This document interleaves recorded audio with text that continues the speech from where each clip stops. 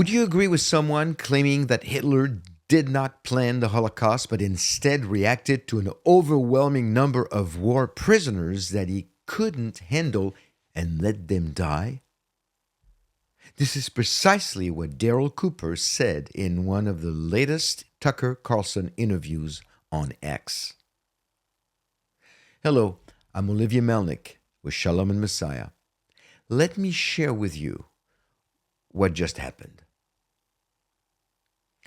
In that interview, Tucker appeared fascinated by the history lesson he was receiving from Mr. Cooper. So much so that he even introduced him as, and I quote, the best and most honest popular historian in the United States, close quote. Daryl Cooper is a social media influencer and a podcaster who spends much of his research and time speaking on modern Western history. He has been criticized for his views on the Middle East conflict, where he compares Israel to Nazi Germany, among other things. He claims that he tries to approach history from all sides, not just how the world has been used to. This is not necessarily a bad idea if one can be unbiased about the events that unraveled in our past. But is he? Cooper goes on to call Winston Churchill the bad guy of World War II, the evil guy. His revisionist approach to history ignores facts to deliver an alternate controversial narrative. This might sell books and get him clicks on social networks, but anyone interested in the truth will quickly see through his faulty approach to history. What is more amazing to me is Tucker Carlson's fascination with this man. If Tucker truly believes Cooper is, quote, unquote, the best and most honest popular historian in the United States, close quote, he has been deceived or caught off guard. This can also be perceived as anti-Semitic. I certainly hope that I am wrong. Tucker Carlson is a very influential news commentator. He started a show on X, formerly Twitter, soon after he left Fox News. Each show garners millions of views and comments. He reaches a lot of people. Most people would agree that Tucker is more on the conservative side of things than and a supporter of Israel. Well, at least until recently, before he invited several guests who spoke less than favorably on about the Jewish state and the Jewish people. So let me back up a little bit. Let me give you some examples. A few months ago, Tucker invited Munther Isaacs to speak on a show about the Middle East conflict and Palestinian Christians. Sounds good, right? Munther Isaacs is a Lutheran pastor in Bethlehem, the academic dean of Bethlehem Bible College, and the organizer of Christ at the Checkpoint Conference that takes place every 2 years. I think it started in 2012.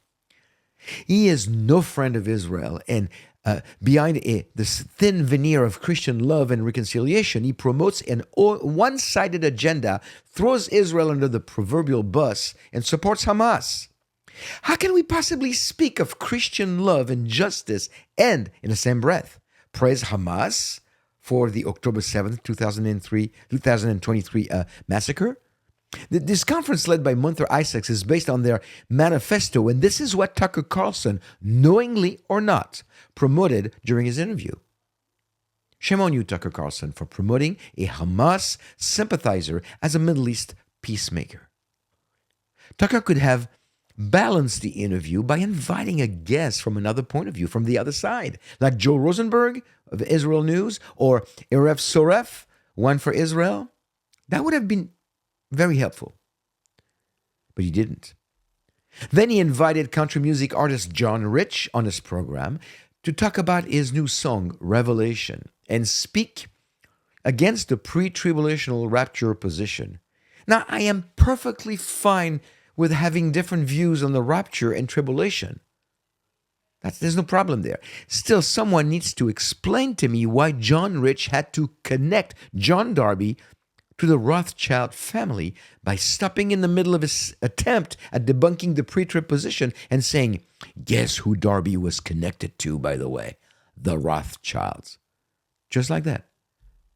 When anyone looking into conspiracy theories hears the same Rothschild, the same name, Rothschild, they immediately connect it to banks, greed, and a Jewish world takeover. Looking at John Rich's eyes when he said Rothschild was very telling, by the way. What did it have to do with the pre-trib rapture? Absolutely nothing.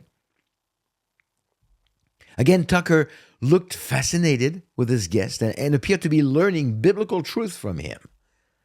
He could have invited a guest on that interview to balance the interview, such as Dr. Andy Woods from Sugarland Bible Church, to balance the view on end times. But he didn't.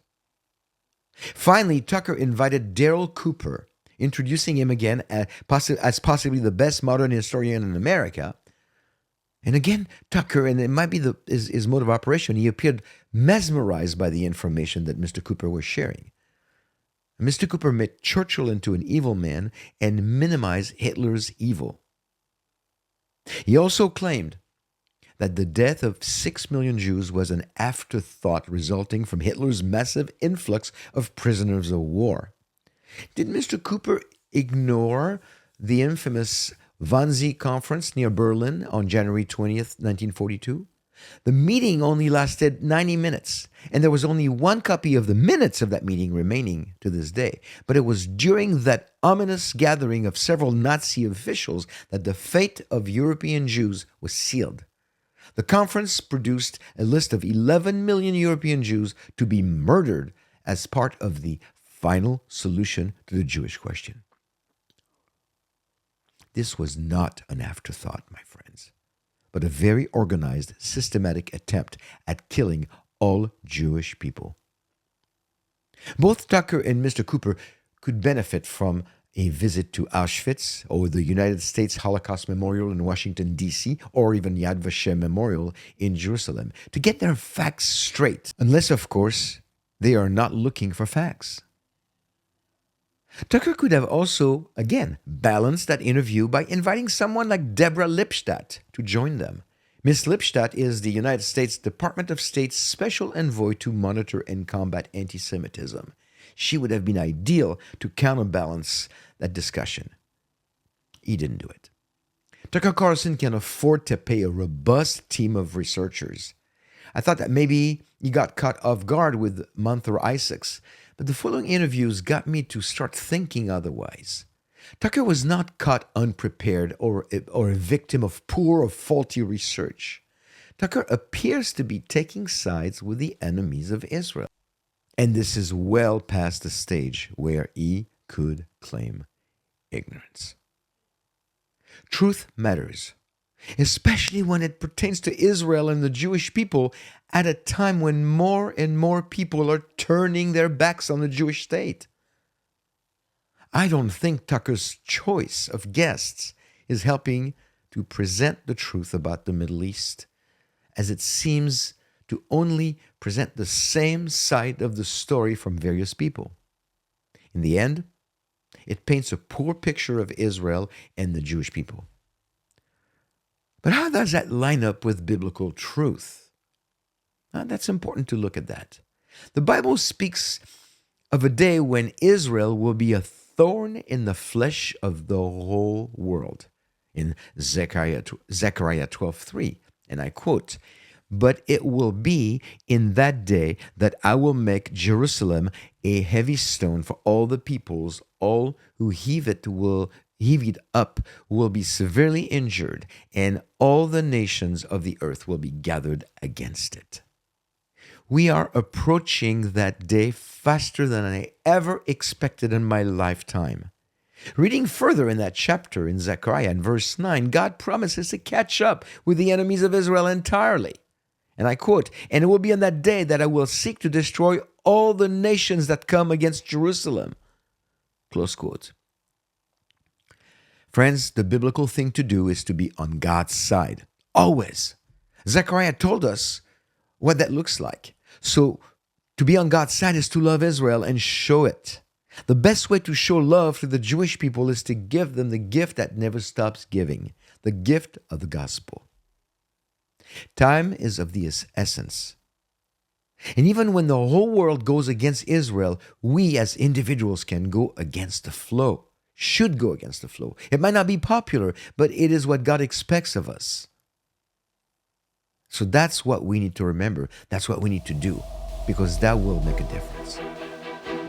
Thanks for watching. Until next time, shalom and be blessed.